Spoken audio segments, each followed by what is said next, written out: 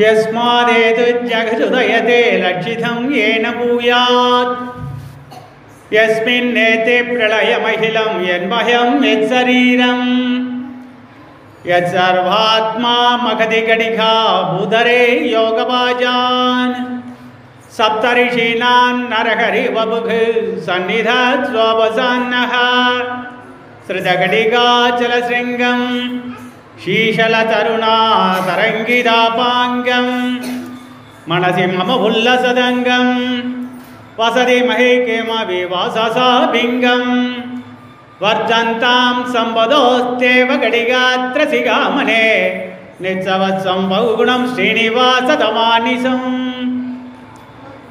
இன்றைய தினம் சுடிக்குடித்த நாச்சியாரது ஆறாவது பாசுரமான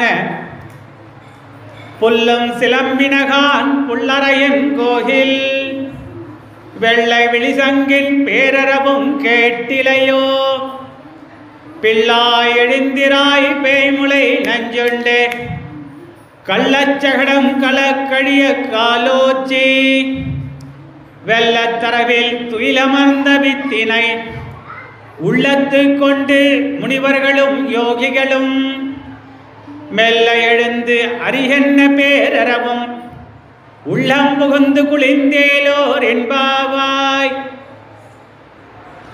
இந்த பாசுரத்தினுடைய பிரபாவத்தை இன்றைய தினம் சூடிக் கொடுத்த நாச்சியார் இவ்விடத்தில் எதை எடுத்து இயம்பியிருக்கிறாள் என்பதை நாம் இவ்விடத்தில் அனுபவிப்போமாக. ஆறாவது பாசுரத்திலிருந்து 15வது பாசுரம் வரைக்கும் இந்த 10 பாசுரங்கள் பாகவதர்களை பண்ணியுறுத்தும் விதமாக உள்ளது. ஆழ்வார்களுக்கு ஒப்பான அடியார்களை தோழிகளாக கற்பனை செய்து அவர்களை துயல் எழுப்பிக் கொண்டு கோயிலுக்கு செல்வதை எடுத்து சொல்வதாக இந்த பாசுரம் அமைகின்றது. புல்லம் சினம்பிலகான் பிரபந்த ரட்சகை என்கிற கிரந்தத்தின் வாயிலாக இதனை நாம் இவ்விடத்தில் அனுபவிக்கப் போகின்றோம். பட்சிகளை விட மனிதர்கள் பல வகைகளில் விவேகம் உள்ளவராக இருந்தும் காலத்தை உணரும் தன்மை பட்சிகளுக்கே இயற்கையில் அமைந்தது. மனிதர் ஆகார நியமனத்தில் இது கூடும் கூடாது என்று தாம் உபயோகித்த பிறகோ பிறர் உபயோகித்ததை கேட்டோ மற்றவர் உபயோகித்ததை கேட்டோ தெளிவடைவர். தானாகவே பரீட்சித்துக் கொள்ள இயலாதவர். ஆக பட்சிகளும் பசுக்களும் முகந்து பார்த்தே கண்டுபிடித்துவிடும். பகவான் இயற்கையாகவே அளித்த வரம் அது. ஆகவே காலத்தை உணரக்கூடியது. விவேகமும் அறிகுறியும் அதற்கு தெரியும். எனவே உறக்கத்தில் இருக்கும் தோழிகளை நாங்கள் வாசலில் வந்து எழுப்புகிறோம். பட்சிகளும் இணையாக மொத்தமாக வெளியே புறப்படுகிறது. விவேகம் உள்ளதாக நடக்கிறது. விவேகிகளான நாம் கண்ணனை விட்டு பிரிந்து நாம் விடியற்காலையில் எழுந்து அவனுடன் இணைவதற்கு புறப்பட்டு போகாமல் இருக்கோமே இப்படி தூங்கிண்டு அப்படின்ட்டு இவ்விடத்தில் வெளியில் இருக்கிற தோழிமார்கள் உள்ள படுத்துறங்க கொண்டிருக்கிற பெண்மையை எழுப்புவதாக இவை அமையப்பட்டுள்ளது. புல்லரையன், புல் என்றால் பெரிய திருவடி, அதாவது கருட பெருமாள். அரையன் என்றால் பெருமாள்.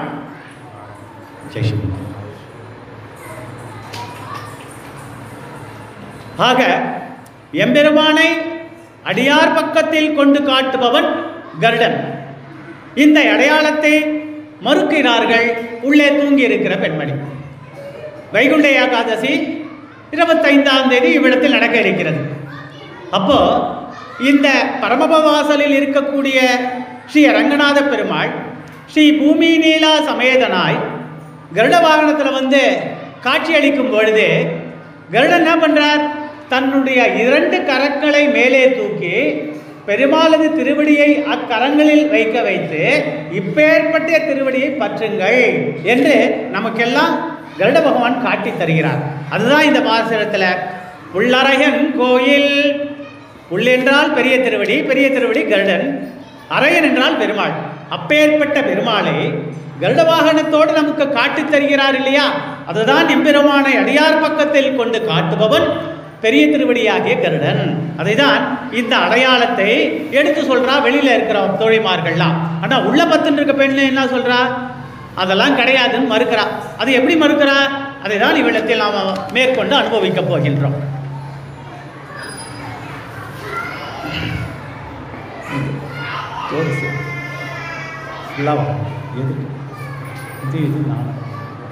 புரியல நான் சொல்றேன்.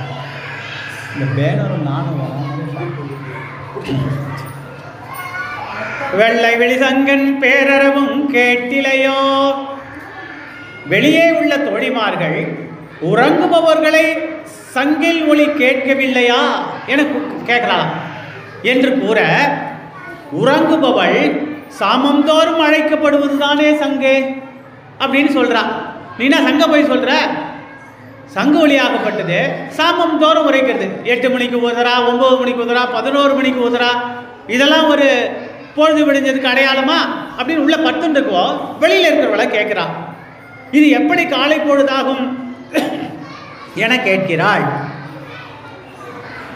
சிறு பிள்ளைகளே என கூறல். பிள்ளைகளுக்கு சூதுவாது தெரியாது,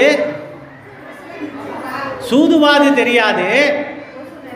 இவ்விடம் பாலானாம் சுகபோதாய கிரியதே தர்க்க சங்கிரகா அப்படின்னு சுவாமி சாதிக்கிறார். இவ்விடத்தில் குழந்தை என்பது கிரகண தாரண போஷண படுர்பாலா என்கிறபடியே விஷயங்களை கிரகிப்பதிலும் தரிப்பதிலும் மேன்மேலும் வளர்ப்பதிலும் சாமர்த்தியம் உடையவர்களாக இருக்கார்.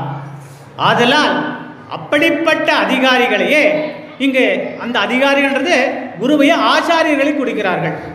இங்கு பிள்ளாய் என்று குறிப்பிட்டு பிராட்டி காட்டியிருக்கிறார். ஆதலால் அப்படிப்பட்ட அதிகாரிகளையே ஆச்சாரியர்களையே இங்கு பிள்ளாய் என்று கூறுவதாக பிராட்டியின் வாயிலாக வெள்ளை வெளிசங்கன் பேரருவும் கேட்டிலையோ பிள்ளாய் எழுந்திராய் அப்படின்னு சொல்றோம். உள்ள தூங்கிட்டு இருக்கா, வெளியில் இருக்கிறவாள்லாம் ஏம்மா கோவிலில் சங்கு சத்தம் கேட்கறத பொழுது விழிஞ்சுக்கு அடையாளம் இல்லையா அப்படின்னு கேட்குறா. ஆனால் அப்போ எப்படி சொல்கிறா? சாமந்தோறும் தான் சங்கு ஒலிக்கிறது, அப்போ பொழுது விழிஞ்சுக்கு அடையாளமாண்ணா அப்படின்னு உள்ள தூங்குறவ கேட்குறாங்க. இந்த இடத்துல பிள்ளாய் என்பவர்களை ஆச்சாரிய புருஷர்களாக இவ்விடத்தில்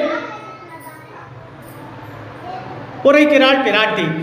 அந்த ஆச்சாரிய சிகாமணிகள் யார்? இவ்விடத்தில் குறிப்பிட்ட ஆச்சாரியர்களை சொல்கிறார்கள். நம்பிள்ளை, பெரியவாச்சான் பிள்ளை, வடக்கு திருவீதி பிள்ளை, திருவாய்மொழி பிள்ளை என விளக்குகிறது. இதனால் மேலும் விசேஷார்த்த நூல்களில் பொழுது விடிவதற்கு 3 விதமான அடையாளங்களை சொல்ல போறா. ஏன்னா உள்ள தூங்கிட்டு இருக்கா, வெளியில இருக்கா, பொழுது விடிஞ்சது ஏந்துவான்றா. ஆனால் அவ இல்ல சொல்றா, நீ சொல்ல அடையாளம்லாம் பொழுது விடிஞ்சதுக்கு அடையாளம் இல்லைன்னு உள்ளுக்குள்ளே தூங்கிட்டு இருக்காளாம். மேற்கொண்டு 3 விஷயங்களை பொழுது விடிகளுக்கான அடையாளத்தை காட்டுறான். ஒன்று, புள்ளினங்களின் சிலம்பல். பட்சிகள்லாம் என்ன பண்ணோம்? காத்தால் படப்படன்னு மரத்தடியில சிறகடிச்சு பறக்க ஆரம்பிக்கும். அதனுடைய சிலம்புதல், அதனுடைய இறகுகள் அடிக்கிற சத்தம் கேட்கறது. வெள்ளை வெளிசங்கின் பேரறவும் கேட்டிலையோ. வெள்ளை வெளிசங்கு சன்னதி காத்தால சன்னதி திறந்த உடனே பொழுது விடிஞ்சதற்கான பெருமாள் இருப்பதுக்கு அப்படி என்ன பண்றா? சங்கு ஊதுறா. அந்த வெள்ளை சங்கு ஊதுற சவுண்டு கேட்கலையா அப்படின்னு ஒன்று. இதனுடைய பேரறவும் உனக்கு கேட்கலையா? மேலும் ஹரிர் ஹரி என்று திருமிடற்றோசை சங்கு ஒளி சதம் கேட்கிறது. பாகவதோத்தர்களும் அடியார்களும் வேதத்தை ஓதுபவர்களும் சன்னதி வாசல்ல பிம்மால வந்து நின்றுட்டா அவ வேதத்தை ஓதுகிறார்கள். அந்த ஹரிர் ஹரி என்ற சத்தம் திருநாமம் கூடவும் காதல் ஊதல பொழுதல் விடுதற்கான அடையாளத்தை இப்படி 3 விதங்களில் எடுத்து காட்டுறார். இதையே ஆச்சார்ய இருதயத்தில் கூறப்படுபவன என்ன? சேர்ப்பாறை. இந்த இடத்துல சேர்ப்பாறைன்றது பட்சியாகுதல் சொல்றான். ஞான கிரமங்கள், சிறகுகள் தான் ஞான கிரமங்களாக இவ்விடத்தில் சொல்லப்பட்டிருக்கான். குரு சப்ரசம்சாரி, நான்காவதாக புத்தர சிஷ்யனாகுதல். இத ஆச்சாரியத்தில் வாயிலாக இதன் விஷயத்தை எடுத்து சொல்லிருக்கான். இதனையே நம்மாழ்வார் 12 ஆழ்வார்களில் நம்மாழ்வார் முதலாவதாக நம்ம சொல்றோம். இந்த ஆழ்வார் முதல் ஆழ்வார்கள் பொய்கையார் பூதத்தார் பேயார், இவர் முதலாழ்வார்கள். 12 ஆழ்வார்கள் தொடக்கத்தில் நம்மாழ்வார். அந்த நம்மாழ்வார் நம்மளை எம்பெருமானிடம் கொண்டு சேர்க்கும் புருஷாகர அற்புதர்கள் மகான்களே அப்படின்னு சொல்றாராம். இந்த இடத்துல அந்த பட்சிகளை மறைத்து சொல்றான், மகான்கள்லாம் வந்துட்டாலே அப்படின்ட்டு. மேலும் 3 புஷ்பத்தை இவ்விடத்தில் அடிக்கோலிட்டு காட்டுகிறார். இந்த 3 புஷ்பங்கள் என்னென்ன? ஒன்று நீர்ப்பூ, நீர்ப்பூ, நிலப்பூ, மரப்பூ. இந்த 3 புஷ்பங்களத்தின் விளக்கம் என்ன? நீர்ப்பூ, பார்க்கடலில் பயத்து என்ன பரமனடி பாடி. இந்த ரங்கநாதர் எப்படி இருக்கார்? திருப்பார்கடல்ல பள்ளி கொண்டிருக்கிறார். அதனால் இவர் நீர்ப்பூ அப்படின்ட்டு ஆச்சாரியர்கள் சாதிக்கிறார். 2வது நிலப்பூ, மூலவர் அவ்விடத்தில் அப்படி காட்சி கொடுக்கிறார். இந்த சன்னதியில உற்சவர் நம்பெருமாள் பிராட்டியோடு விக்கிரக திருமேனியோடு காட்சி கொடுக்கிறார். ராமர், கிருஷ்ணர், விபவமூர்த்திகள், அட்சாமூர்த்திகள் இவா எல்லாருமே நிலப்பு இல்லையா? பரந்தாமன் மட்டும் பார்க்கடலில் பள்ளி கொண்டிருக்கார். மற்ற பெருமாள் விக்கிரக ஸ்வரூபத்தில் ராமர் இவாளா இருக்கும்போது எப்படி இருக்கா? நிலத்தில் சன்னதியில் இப்படி காட்சி கொடுக்கிறார். ஆகினால் இவாளுக்கு நிலப்பு அப்படின்னு சொல்றார். அடுத்ததாக மரப்பு. சில வருடங்களுக்கு முன்னால் அத்தியூரான் புள்ளியூரான் இந்த காஞ்சி வரதராஜ பெருமாள் இருக்காரு. அந்த பெருமாள் எப்படி இருக்கார்? அந்த தேவபிரானையும் மரப்பு, அத்தி மரத்தில் தானே இருக்கார். அவர் மரப்பு, அத்தி வரதர் தானே போய் சேவிச்சோம். ஆக நீர்ப்பு ரங்கநாத பெருமாள், நிலப்பு விக்கிரக ஸ்வரூபத்திலையும் ராமர் கிருஷ்ணர் விபவமூர்த்தியாக அச்சாமூர்த்திகளாக இருப்பவர் நிலப்பு. தேவபிரானையும் இப்படி பிரபந்தம், இதிகாச புராணம், ஸ்ருதி ஸ்மிருதி போன்றவற்றை அனுபவிக்கும் மகான்களே புல்லும் என்று இந்த இடத்துல சொல்லியிருக்கா. அவர் மரப்பூன் தேவபிராமன். இந்த புல்லும் என்பதற்கு இப்பேற்பட்ட விளக்கங்களை எடுத்து காட்டுகிறார் நாச்சியார். இந்த இடத்துல பேய்முளை நஞ்சுண்டு, அதாவது புல்லம் சினம்பிளகான் புல்லறையின் கோயில் வெள்ளை வெளிசங்கம் பேரறவும் கேட்டிலையோ பில்லாய் எழுந்திராய் பேய்முளை நஞ்சுண்டு. பேய்முளை நஞ்சுண்டு. தேவகியின் உடன் பிறந்தவன் கம்சன், கண்ணனுக்கு தாய்மாமன். இவ்விடத்தில் திரிவிக்ரம அவதாரத்தினுடைய பெருமையை நாம் அனுபவிக்கப் போகின்றோம். மகாபலி சக்கரவர்த்தி தான் நடத்தக்கூடிய யஜ்ஞத்திற்கு தானங்களை அந்தணர்களுக்கும் மற்றவர்களுக்கும் வாரி வாரி வழங்குகிறார். அப்படி கொடுக்கக்கூடிய தருணத்தில் அவனுக்கு தான் என்ற அகம்பாவம், கர்வம் இருப்பதை தொட்டு தேவர்கள் தொடக்கமாக இருப்பவர்களையும் அடியார்களையும் ரட்சிப்பதற்காக ஓங்கி உலகளந்த உத்தமன் பேர்பாடி அப்பேற்பட்ட திருவிக்கிரம கோலத்தில் இருக்கிற பெருமாள் தன்னுடைய வசந்த உருவத்தை சுருக்கி பாலகனாய், சிறிய குழந்தையாய், அந்தணனாய் அந்த யாகசாலைக்கு பிட்சை எடுத்தார். யார்கிட்ட? மகாபலி சக்கரவர்த்தி கிட்ட. அவர் என்ன நினைக்கிறார்? சக்கரவர்த்தி பெருமாளே நம்ம கிட்ட பிச்சை எடுக்க வந்தார். இதுலேருந்து நம்ம என்ன தெரிஞ்சுக்கிறோம்? அடியாராக நம்மளுக்கு எப்பேற்பட்ட கஷ்டம் இருந்தாலும் பெருமாளாகப்பட்டவர் பிச்சை எடுத்தாவது நம்முடைய கஷ்டத்தை போக்கக்கூடிய அப்பேற்பட்ட சௌலபியமான குணத்தை கொண்டவர். அதுதான் இவ்விடத்தில் பிட்சை எடுப்பதற்கு வாமன திருக்கோலத்தில் வாமன அவதாரமாய் அந்த சக்கரவர்த்தி நடக்கக்கூடிய யஜ்ஞத்திற்கு பெருமாள் யாசிக்கிறார். இந்த நேரத்தில் அந்த மகாபலி சக்கரவர்த்தியினுடைய புத்திரி தான் ரத்னமாலா. அதுக்கு அடுத்த, அதாவது அந்த யுகத்தில் ரத்னமாலா இருந்தால் கிருஷ்ண அவதாரத்தில் பூதனையாக வரா. அடியேன் ஏற்கனவே சாதிச்சிருந்தேன். இந்த குழந்தைக்கு அழகா இருக்கே, இந்த குழந்தைக்கு பால் கொடுக்கணும்னு நினைச்சவோ சக்கரவர்த்தியினுடைய பெண்ணான இந்த ரத்னமாலா. பெருமாள் ததாசு அப்படியே நடக்க கடவுதுன்னு நேற்று தினம் அனுபவிச்சோம். அவளே தன்னுடைய தகப்பனாருக்கு தலையில பெருமாள் காலை வச்சு பாதாள லோகத்துக்கு அனுப்புறாரே, என்னுடைய தகப்பனார் கஷ்டப்படுறாரேன்னு மனம் வருத்தப்பட்டு இந்த குழந்தைக்கு போய் நாம் பால் கொடுக்கலுமா, விஷந்தான் கொடுக்கணும்னு நினைச்சான். ஆக இந்த யுகத்தில், அதாவது கம்சன் கிருஷ்ணாவதாரத்தில் இந்த இடத்துல அந்த கம்சனால் ஏவப்பட்ட பூதனையாக அரக்கியாக வந்து அந்த கண்ணனுக்கு பால் கொடுக்கும் விதமாக வந்து அவனை அழிக்கணும்னு நினைக்கிறார். குழந்தை ஒளிந்து வளருவதைக் கண்டு அசுரர்களை கம்சன் ஏவினான். பூதனை ராட்சசி பெண் உருவங்களை கொண்டு இரவில் திருவாய்ப்பாடிக்கு வந்து தூங்கிக் கொண்டிருந்த கண்ணனை குழந்தையை எடுத்து தனது நஞ்சு தீட்டிய முளையை கொடுத்து கொள்ள முயல. பகவான் கண்ணன் அவ்வரக்கியின் தனங்களை கைகளால் இறுக பிடித்து பாலுண்ண பாவனையில் அரக்கியை அடித்தான். இதுதான் பேய்முளை நஞ்சுண்டு என்ற விஷயத்துக்கு இப்பேற்பட்ட உதாரணத்தை இவ்விடத்தில் சுவாமி சமர்ப்பிக்கிறார்.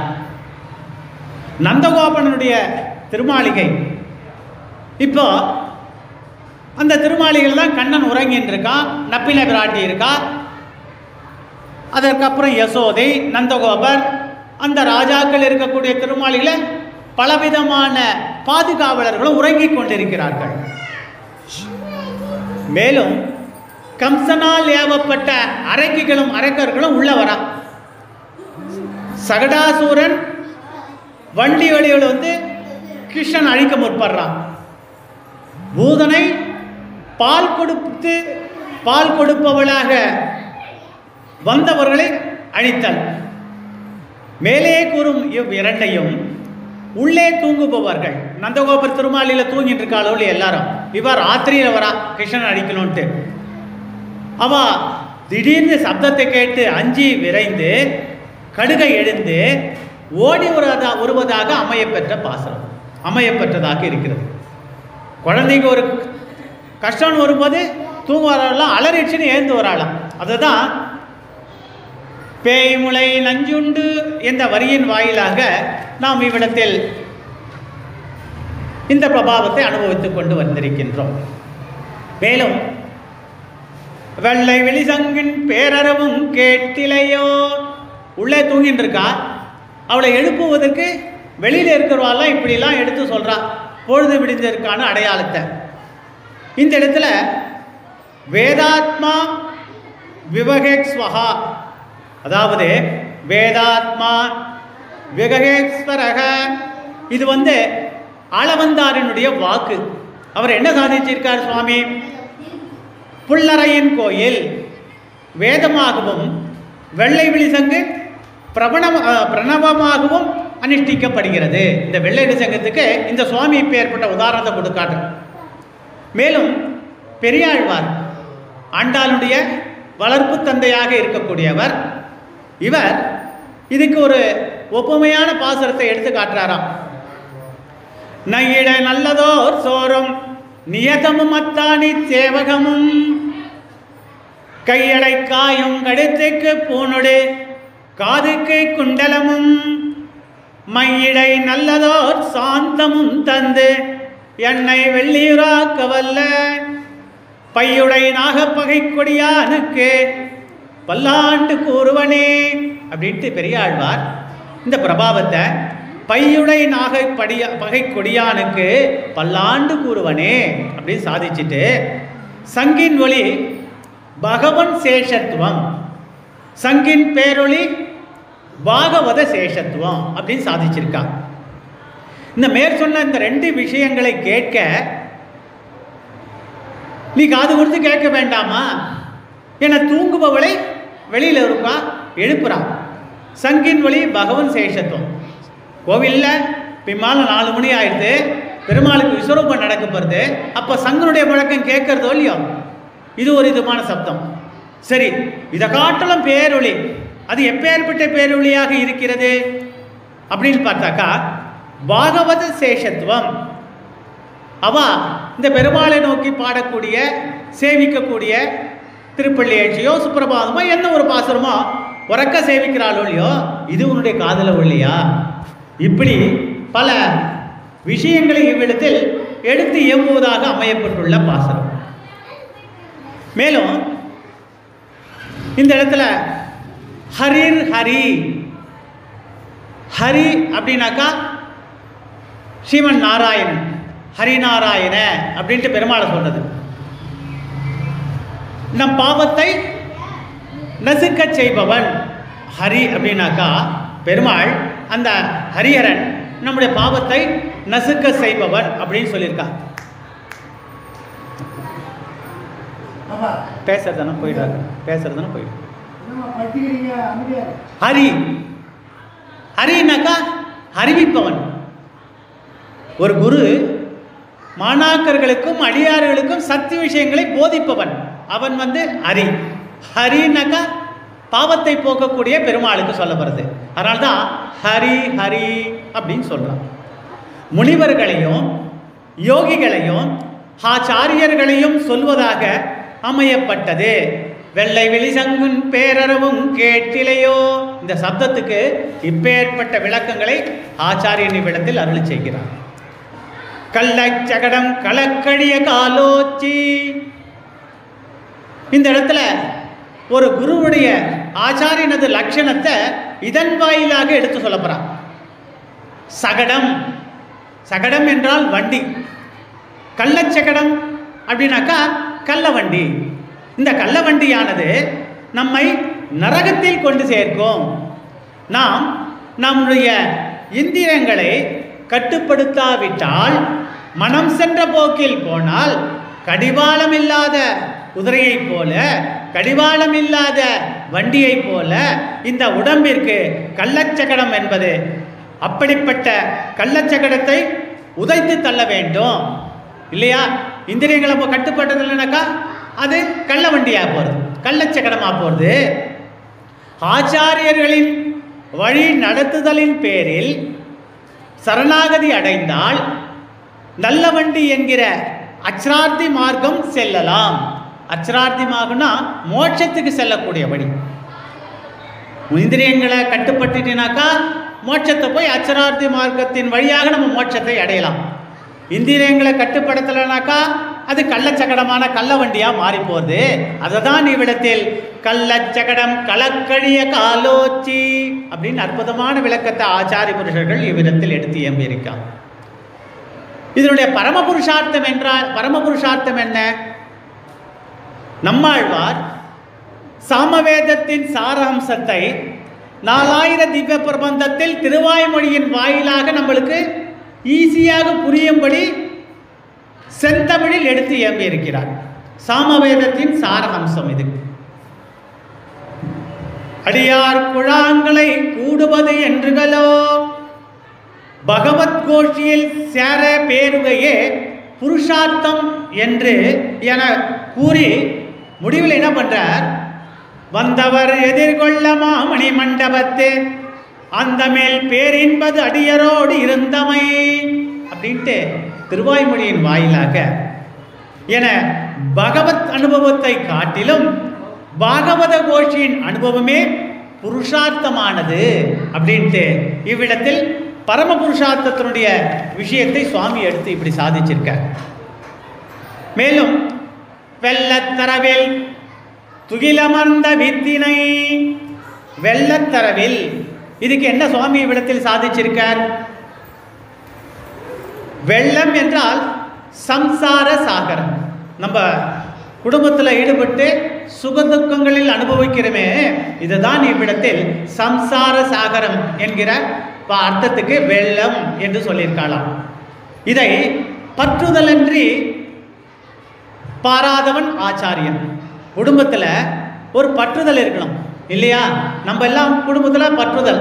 ஆனால் ஆச்சாரிய புருஷர்கள் சம்சாரிகளாக இருந்து கொண்டு குடும்பத்தில் பற்றுதல் இல்லாமல் இப்பேற்பட்ட மோட்சத்தை அடைய வழிகாட்டியதால் தேவுமற்றறியேன் என கூறலாம்.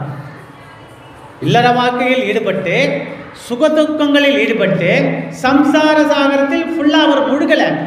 ஆச்சாரிய புருஷர்கள் அந்த குருமார்கள் சம்சாரத்திலே இருந்துட்டு அதில் அதிகமான பற்று வைக்காமல் மோட்சத்திற்கு உபாயமாக மோட்சத்தை அடைய வழிகாட்டியாக அவர் பெருமாளுடைய நாமாவளிகளையும் பெருமாளது கல்யாண குணங்களையும் வேதத்தின் சார் ஹம்சத்தையும் தத்துவைத புருஷார்த்தங்களையும் அடியார்களாகிய பாகவதர்களாகிய சேதனர்களாகிய நமக்கு அந்த ஆச்சாரிய புருஷர்கள் இல்லறத்தில் இருந்து பற்றுதல் இல்லாமல் நமக்கு தேவுமற்றறியேன் என்று வழி காட்டக்கூடிய மகானாக திகழ்கிறார்.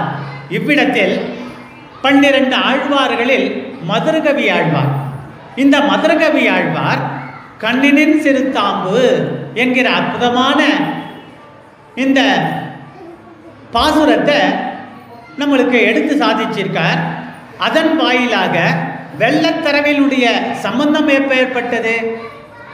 நாவினால் நவிற்று இன்பம் எய்தினேன் மேவினேன் அவன் பொன்னடி மைமையே தேவுமற்றறியேன் குருகூர் நம்பி பாவினின் இசை பாடி திருவனே அப்படின்ட்டு அந்த சுவாமி அந்த ஆழ்வார் இந்த பாசுரத்தின் வாயிலாக நம்ம எடுத்து சாதிச்சிருக்கார். வித்தினை வெள்ளத்தரவில் துயிலமர்ந்த வித்தினை. வித்தினை என்ற பதத்திற்கு திருப்பார்கடலில் பள்ளி கொள்ளும் பரமபதநாதன் அனைத்து அவதாரங்களுக்கும் வித்தான், அவர்தான் வித்து. அதுபோல் உழவர்கள் விரையை நீரில் சேர்ப்பது போல் முனிவர்களும் யோகிகளும் அவரவர் குணானுபவத்திற்கு ஏற்றாற்போல் வித்திட்டவர் அப்படின்னு சொல்றார். உழவன் நெற் தானியத்தை ஒரு பெரிய பாத்திரத்தில் தீர்த்தத்தை சேர்த்து அந்த விதைகள்லாம் நெற்தானியத்தை அதில் போடுறான். விதையை ராத்திரிலாம் மறுநாள் எடுத்து அதை போட்டு ஈரத்தின் அதை கோழிப்பையில் முடிச்சு முளை வரக்கூடிய தருணத்தில் அந்த தானியத்தை எடுத்துன்னு போய் நாத்தங்கால் இல்லை இறைக்கிறான். முளை வந்து பயிர் முளைக்கிறது. அது ஒரு விஷயம். ஆனால் இப்படி மாந்தாங்கல் கிராமத்தில் ஸ்ரீ பூமி நீல சமேதனாய் வீற்றிருக்கும் நம் அரங்கநாதன் இந்த பரமபதநாதன் அனைத்து அவதாரங்களுக்கும் இவன் தான் வித்து. இந்த ஸ்ரீமன் நாராயணன் தான் இந்த பக்கம் எப்படி இருக்கார்? மச்சாவதாரமாகவும் கூர்மா அவதாரமாகவும் வராக அவதாரமாகவும் வாமன அவதாரமாகவும் நரசிம்ம அவதாரமாகவும் கிருஷ்ணாவதாரமாகவும் இப்படி பல அவதாரங்களாக எடுக்கிறாரு. இவர் ஒருவர் தான் வித்து. இந்த ஸ்ரீமன் நாராயணன் இவ்விடத்தில் வித்தாக பாவிக்கிறார். முனிவர்களும் யோகிகளும் அவரவர் குணானுபாவத்திற்கு ஏற்றாற்போல் நம்மளை வித்திடுகிறார், திருத்தி பண்ணிக்கொள்கிறார். இப்போ இவ்விடத்தில் வந்திருக்கோம். ஆயர்பாடியில் இருக்கிறவாளுக்கெல்லாம் வேதமோ இதிகாச புராணங்களோ தத்துவதை புருஷார்த்தங்களோ அவளுக்கு ஒன்றும் தெரியாது. ஆனால் வேதத்துக்கே உரித்தானவன் யார்? ஸ்ரீமன் நாராயணன். கண்ணனே அவ்விடம் இருக்கும்பொழுது வேதத்தை பற்றி அவளுக்கு அவ்விடத்தில் தெரிஞ்சுக்கணும்னு அவசியம் இல்லை. இல்லை, பெருமாள் அங்கே இருக்கார். ஆனால் நம்மளுக்கு அப்படி கிடையாது. வேதம் என்றால் என்ன, நல்லது எது, கெட்ட எது, பெருமாள் அடைவதற்கு என்ன வழி, நீ எப்படி சரணாகதி அடையணும், இதெல்லாம் ஒரு ஆச்சாரிய புருஷர்களும் முனிவர்களும் விஷயங்களும் சொன்னாதாலே நம்மளுக்கு தெரியும். ஆக அவ்விடத்தில் வேறு, இவ்விடத்தில் வேறு. இந்த வித்தனைன்றதுக்கு இப்போ ஏற்பட்ட ஒப்புமையை ஆச்சாரிய புருஷர்கள் நம்மளை எடுத்து காட்டுறாங்க. இந்த இடத்துல துயிலமர்ந்த வித்தினை உள்ளத்து கொண்டு முனிவர்களும் யோகிகளும் அப்படின்னு சொல்லியிருக்காங்க. யோகிகள், இவா யோகிகள் யாரு? கைங்கரிய நிஷ்டர்கள் அப்படின்னு சொல்லுவாங்க. 6000 படி அனுசந்தித்தது போல் விளக்குபவன. இந்த 6000 படி கிரந்தம் இருக்கு இல்லையா, இப்போ திருப்பாவையில் இந்த பாசனம் இப்படி இருக்குன்னு அடியன் எப்படி உங்களுக்கு விளக்கம் கொடுக்குறேன்? அதுபோல 6000 படி என்கிற ஒரு கிரந்தத்தின் வாயிலாக கைங்கரிய நிஷ்டர்களை பற்றி எடுத்து சொல்றோம். அதில் இளைய பெருமாள், இளைய பெருமாள்னா யாரு? லக்ஷ்மணன். லக்ஷ்மணனுக்கு இளைய பெருமாள் என்கிற அற்புதமான ஒரு திருமணம். இளைய பெருமாளும் ஸ்ரீ பரதாழ்வானும் கைங்கரிய சிகாமணிகள். உண்மைதானே? சக்கரவர்த்தி திருமகன் ராமன் காட்டிற்கு போகும் பொழுது அவனுக்கு உடனாய் இருந்து கைங்கரியம் பண்ணக்கூடியவர் யார்? லக்ஷ்மணன். அவர்தான் இளைய பெருமாள். அவரையும் பரதன் தான் அண்ணன் காட்டுக்கு போயாச்சு, நான் நாட்டாளுறதுக்கு எனக்கு தகுதியோ உரிமையோ அருகதையோ எனக்கு கிடையாது, எனக்கு விருப்பமும் கிடையாது, அண்ணா நீ இருந்தால் தான் என்னால் முடியாது, போக மாட்டேன்ட்டேன். அவனை தேத்தி அவனுடைய பாதரட்சையை எடுத்துக்கொண்டு அயோத்தியில் சிம்மாசனத்தில் வைத்துக்கொண்டு அந்த அரசபையில் நடக்கக்கூடிய சுகதுக்கங்களை எல்லாம் புறக்கணித்து அண்ணனை மேல் வைத்துக்கொண்டு ஒதுங்கி அவர் வாயிலாக இவர் ஆட்சி பண்ணார். தனக்கு ஆட்சி பண்ணணும்னு ஆசை பரதாழ்வானுக்கு கிடையாது. ஆக இவாதான் கைங்கரிய சிகாமணிகள், யோகிகள் அப்படின்னு இந்த இடத்துல சொல்றார். இவ்விடத்தில் திருவாய்ப்பாடியில் அவர்கள் உண்டா? இருக்கா. அவர் யார்? கிருஷ்ணன் இங்கு அவதரிக்கையிலே பசு நின்ற கொட்டில் மேல் படுகாடை கிடப்பார்கள். பெருமாள் நேத்தே சொன்னாலும் ஸ்ரீமன் நாராயணன் அவ்விடத்தில் எடுத்து ஆயர்பாடிக்கு வந்துட்ட பிறகு அந்த ஆயர்பாடியில் லட்சக்கணக்கில் ஆணிரைகள் இருக்கு. அந்த பசுமாடு ஆணிகள் யாருனாக்கா ரிஷிகளும் யோகிகளும் அங்கே இருக்கிற நித்தியசூரிகளும் பெருமாளுக்கு வைகுண்டத்தில் கைங்கர பண்ணக்கூடிய ஆச்சாரியர்கள் மகான்களும் இவ்விடத்தில் வந்து பெருமாள்கிட்ட ஆணிரைகளாக பசுமாடுகளாக அந்த கொட்டைகளில் இருக்கலாம். ஆக இந்த திருவாய்ப்பாடிகள் உண்டா அப்படின்னு கேட்டதற்கு இவெல்லாம் இருக்கா அப்படின்னு சொல்றான். இதை எதை உணர்த்துவது என்றால், பாண்டவர் வசிக்கிற இடங்களில் கிருஷ்ணன் இருப்பது போல் இடைச்சேரியிலும் 2 கோடியாய் இருப்பது ஆணிரைகளாக இருப்பார்கள். அந்த இடத்துல பாண்டவர் இடத்துல பெருமாள் கிருஷ்ணன் இருந்தார். அதுபோல இடைச்சேரியில் இந்த இடத்துல 2 கோடி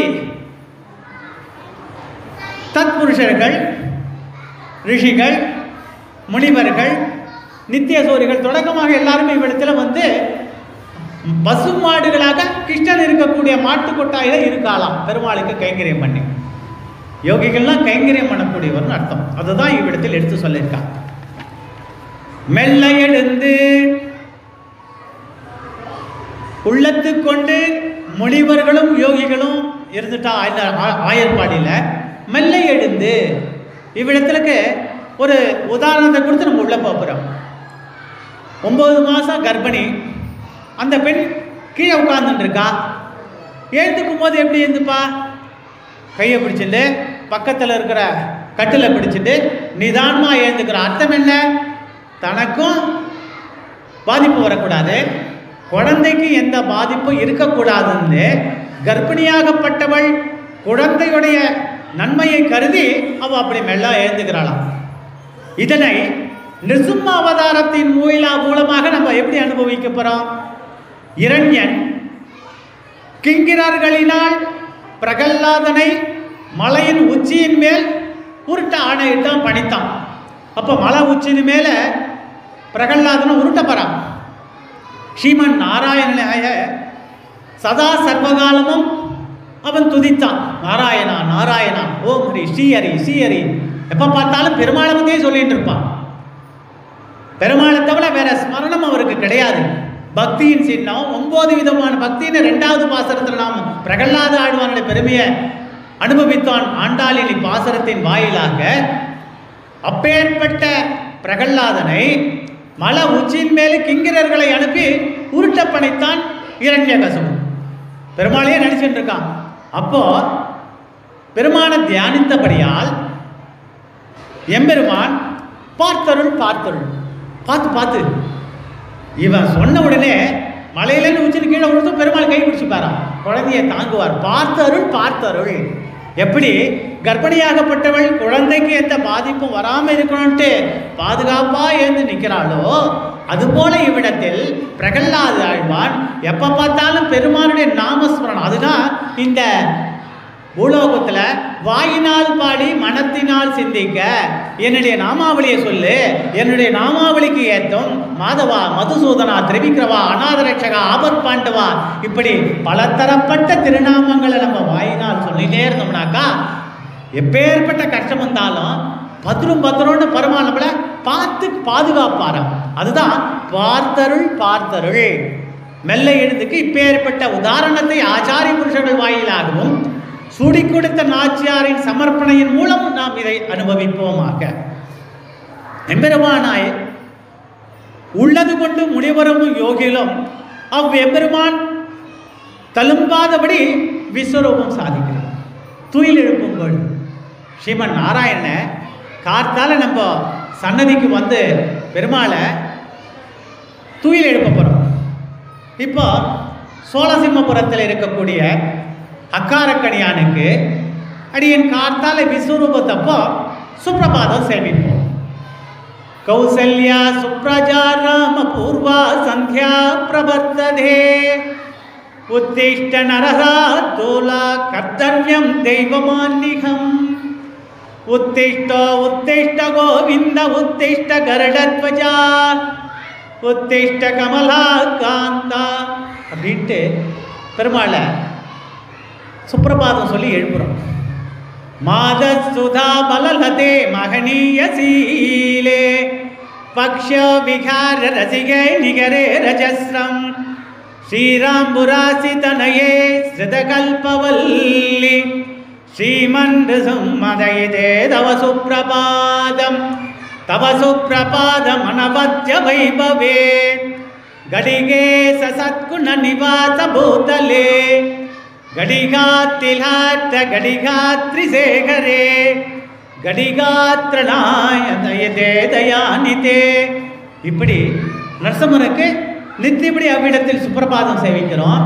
அப்படி பெருமாளுக்கு, அந்த பெருமாளுக்கு மட்டும் அல்லாமல் எல்லா பெருமாளுக்கும் திவ்யதேசத்தில் 108 திவ்யதேசத்தில் வியாபித்திருக்கிற அச்சை ஸ்வரூபமாக இருக்கக்கூடிய எல்லா பெருமாளுக்கும் இந்த விஸ்வரூபத்தை சுப்பிரபாதத்தை சேவிப்பா.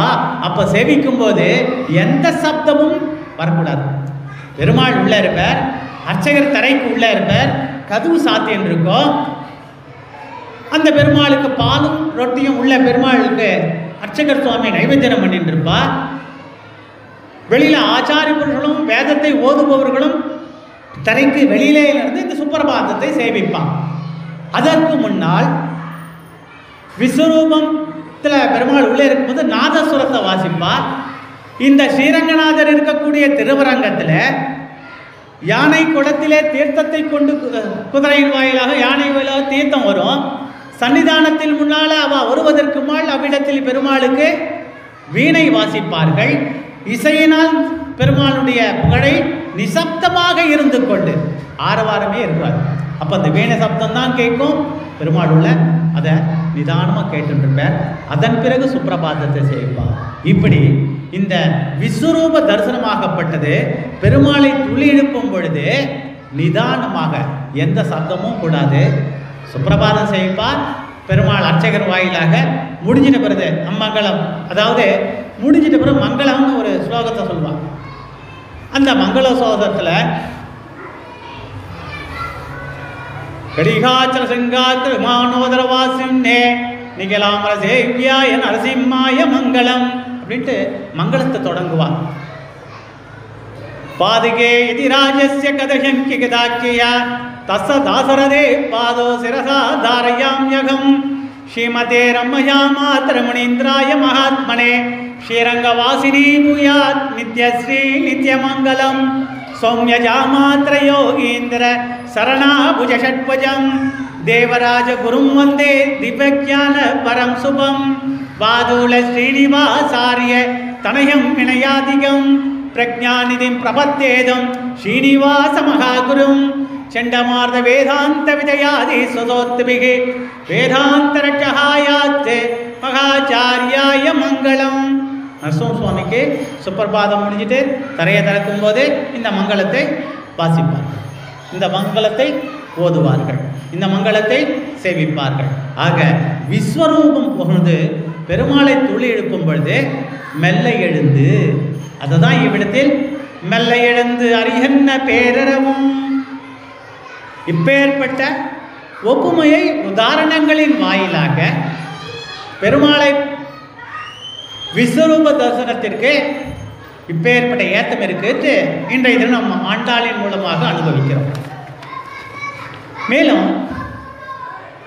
இந்த வைகுண்டவத்திற்கு, இந்த வைகுண்ட மண்டபத்திற்கு அந்த ஷீராப்திநாதன் இருக்கக்கூடிய வைகுண்டத்திற்கு போவதற்கான 9 விதமான படிகள் உண்டு. அதை பரதாழ்வான் வாயிலாக இவ்விடத்தில் நாம் அனுபவிக்கப் போகின்றோம். 9 விதமான படிகள் என்ன, படிக்கட்டுகள் என்ன, படிகள் என்ன? 1 விவேகம். பரதன் பிறக்கும் போதே தெளிவுடைய சிந்தையாய் பிறந்தான். தாயான கைகேயி ஒரு க்ஷணத்தில் மாற்றிவிட்டால் மந்தரை. அந்த மந்தாரை ஒரு நொடி பொழுதில் பரதனுடைய தாயாருடைய மனசை மாற்றிட்டான். பரதனை யாராலும் மாற்ற முடியவில்லை. அப்பேற்பட்ட ஞானமுடையவன். அதுதான் விவேகத்துக்கு இங்கே ஏத்தம். வைகுண்டத்துக்கு போவதற்கு முதல் படி இதை நீ விவேகம் உள்ளவனாக இருக்கணும். தாயாரே ஈஸியாக மாற்றிட்டான். ஆனால் அவனுக்கு புதல்வனாக இருக்கக்கூடிய புதல்வனை யாராலும் மாற்ற முடியாது. விடாப்பிடியான நம்பிக்கை, விவேகம் உடையவனாக பரதன் திகழ்ந்தான். 2வது நிர்வேதம், கலக்கமுற்றதுன்னு அர்த்தம். பரதன் கதறி அழறானான். ராமன் காட்டுக்கு போக காரணம் என்ன? கூனியின் சூழ்ச்சியா அல்லது கைகேயின் வரமா? ராமன் பித்ருவாக்கிய பரிபாலனம் செய்வதற்காக சென்றான். அதாவது தந்தை சொல்மிக்க மந்திரம் இல்லை. பரதன் இதெல்லாம் காரணம் இல்லை, நான் செய்த பாவம் என நிர்வேதப்பட்டான். ராமர் காட்டுக்கு போகிறதுக்கு அவா மேலெல்லாம் குறை சொல்ல மாட்டேன், நான் பண்ண பாவம் தான். என்னுடைய அண்ணனாகப்பட்டவன், தமையனாகப்பட்டவன், சக்கரவர்த்தி திருமகன் காட்டுக்கு போயிட்டான் அப்படி நிர்வேதப்பட்டாராம். மனம் கலக்கமுற்று நின்றாராம். 3வது வைராக்கியம். அயோத்தியை பாவமூட்டை என பரதன் உதறி தள்ளிட்டான். சீதையோடு கூடிய ராமனை பார்த்து பட்டாபிஷேகம் செய்தாலொழிய எனக்கு மனசாந்தி அடையாது. பரதன் சொல்றார், சந்தோஷமும் எனக்கு இருக்காது. ராமனை தேடி ஓடுகிறான்.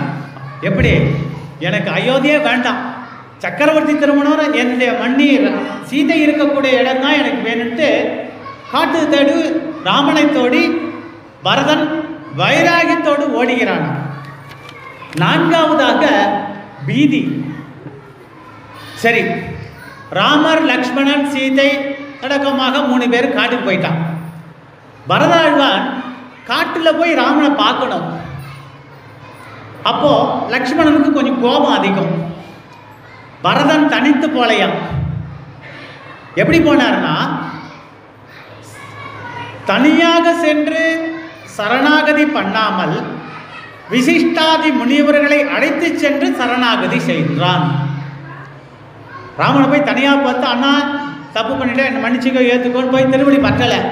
ஏன்னா பரதன் வரத லக்ஷ்மணன் பார்த்தோம்னா என்ன பண்ணுவான்? காட்டில் தான் எங்களை நிம்மதியாக இருக்கக்கூடல, நாட்டில் தான் எங்களை நிம்மதியாக இருக்கக்கூட, காட்டுக்கு வந்து எங்கள் பின்னால் தொடர்ந்து ஏதோ இது பண்ண வரானே அப்படின்ட்டு லக்ஷ்மணன் ஏதாவது பண்ணிட போகிறானே, இல்லை தனிச்சியாக போய் நம்ம சொல்வதை ராமரோ லக்ஷ்மணன் கேட்க மாட்டா இல்லையா?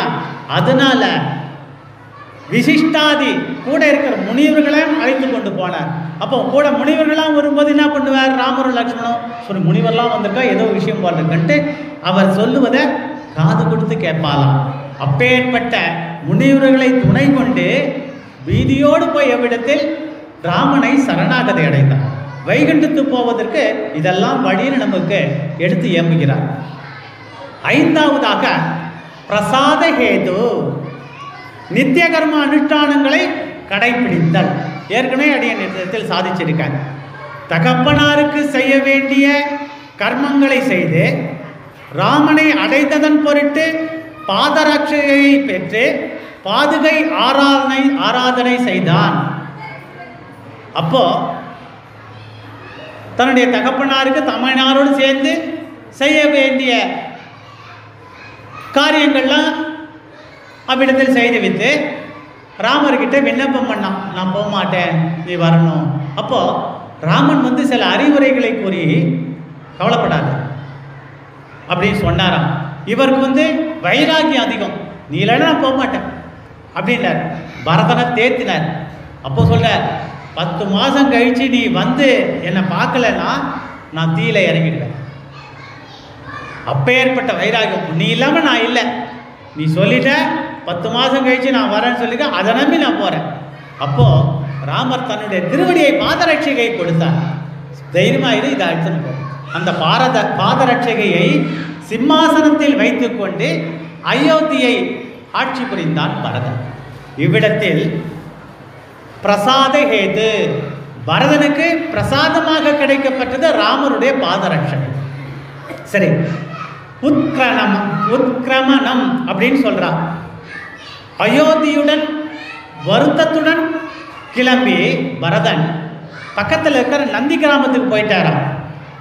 அங்க இருந்து கொண்டே அரசாட்சி செய்தான். ராமர் இல்லை, எனக்கு மட்டும் அங்கே என்ன வேலை? ஆனால் ராமருடைய உத்தரவை கட்டளைக்கு அடி பண்ணினோம். அவர் பாதரட்சகையை பீடத்தில் வைத்து நந்தி கிராமத்தில் ஒரு குடிசையை அமைத்து கொண்டு காட்டில் எப்படி கஷ்டங்களை தன்னுடைய தமையனார் அனுபவித்தாரோ சுகபோக வாழ்க்கையை எல்லாம் தவிர்த்து, அரண்மனை வாழ்க்கையை தவிர்த்து கிராமத்தில் நந்தி கிராமத்தில் ஒரு குடிசையை அமைத்து கொண்டு அயோத்தி ஆட்சி செய்தான் பரதன். அச்ரார்த்தி மார்க்கம், இது 7வது. அயோத்தியில் இருந்து சித்திரக்கூடம் வரை வைகுண்டத்திற்கு சமம்.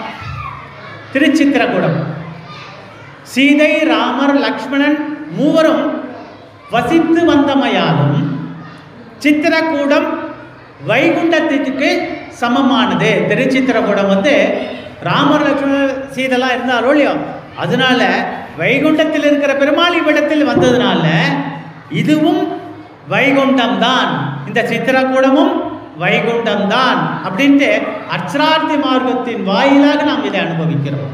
இது 7வது. திவ்ய தேச பிராப்தி. நம்ம இங்கே இருக்கோம். 106 திவ்ய தேசங்களுக்கு சென்று பெருமாளை சேவிப்பது, இதுவும் ஒரு விதத்தில் வைகுண்டத்துக்கு போகலாம். பகவத் அனுபவம், பகவத் பிராப்தி. ஆச்சாரியனுடைய வழி நடத்துதலின் பேரில் நாம் இதெல்லாம் தொடங்கினோமானால் நம்மளுக்கு பகவத் பிராப்தி, பகவானுடைய கடாட்சம் கிடைக்கும் அப்படின்னு இவ்விடத்தில் அற்புதமாக எடுத்து சொல்லியிருக்கார். ஆக வைகுண்டத்திற்கு போவதற்கான 9 விதமான வழிகளை பரதனுடைய அனுபவத்தின் வாயிலாக இவ்விடத்தில் நாம் இதை அனுபவித்தோம். மேலும் அந்த 6வது பாசரத்திலேருந்து ஏற்கனவே சாதித்தேன் இல்லையோ, 15வது பாசரம் வரைக்கும் 10 பாசரங்களில் வாயிலாக ஆண்டாள் இந்த தோழிமார்களை அழைத்து கொண்டு ஒவ்வொரு ஆற்றுல உறங்கி இருக்கக்கூடிய தோழியை எழுப்புறாளாம். இன்னைக்கு இந்த விதமான விஷயத்தை சமர்ப்பணம் பண்ணான். பட்சிகள் எழுந்துட்டு சிறகரிக்கிற சவுண்டு கேட்கலையா? கோவிலில் விஸ்வரூப தரிசனத்துக்கு சங்கனுடைய சத்தம் ஒலிக்கிறத அதுவும் காதில் ஒழிலையா? வேத வீட்பனர்கள் கார்த்தால சுப்பிரபாதம் சேவிக்கிறாளே அதுவும் காதில் கேட்கலையா? இதெல்லாம் பொழுது விழுந்திருக்க அடையாளம் சொல்லலே. அப்போ உள்ள 10 இருக்கவ சொல்றா, சங்கு தானே சாமந்தோறும் சங்கு ஊதருது, அதெல்லாம் பொழுது இதற்கு அடையாளமா? பட்சி விவேகம் உள்ளவர்களை பற்றி சொல்றா, விவேகம் இல்லாத பற்றி பட்சியை காட்டிலும் நம்ம எல்லாம் ரொம்ப விவேகமானவா. பட்சிக்கும் பசுவுக்கும் மோந்து பார்க்குற சக்தி உண்டு, நம்மளுக்கு அது கிடையாது. ஒன்று நீ சாப்பிட்டு பார்க்கலாம், இல்லை அடுத்தவா சாப்பிட்டது எப்படி இருக்கு கேட்டு தெரிஞ்சுக்கணும். சாப்பிட்டுவானுடைய அனுபவத்தின் வாயிலாக தான் உன்னால் உணர முடியும். ஆனால் பட்சிகளும் பசுவும் அப்படி கிடையாது. மோந்து பார்த்த உடனே இது வேண்டான்னு விலைக்கு போயிடும். அப்போ பட்சியை காட்டிலும் நம்மளுக்கு எப்பேற்பட்ட விவேகம் உள்ளவர்களாக இருக்கோம் நாம். அதுதான் இவ்விடத்தில் தூங்குபவர்கள் எழுப்புவதாக ஒரு படலம் அமைந்திருக்கிறது.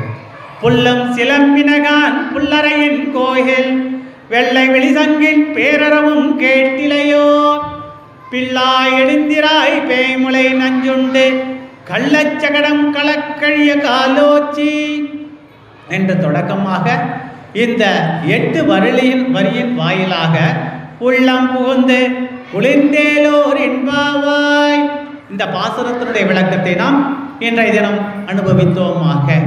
வாதுல ஸ்ரீனிவாசாரிய தடயம் வினயாதிகம் பிரஜானிதி பிரபத்தேதம் ஸ்ரீனிவாச மகாகுரும் சண்டமார்த வேதாந்த விஜயாதி சுதோத்விகி வேதாந்தரட்சகாயாத்து மகாச்சாரியாய மங்களம் என்று சொல்லி அடியேன் இன்றைய தினம் 6வது பாசரத்தின் உட்கருத்துக்களை ஆழ்வார் எம்பெருமானார் ஜீயத் திருவடிகளே சரணம் என்று சொல்லி இன்றைய தினம் முடிகிறேன்.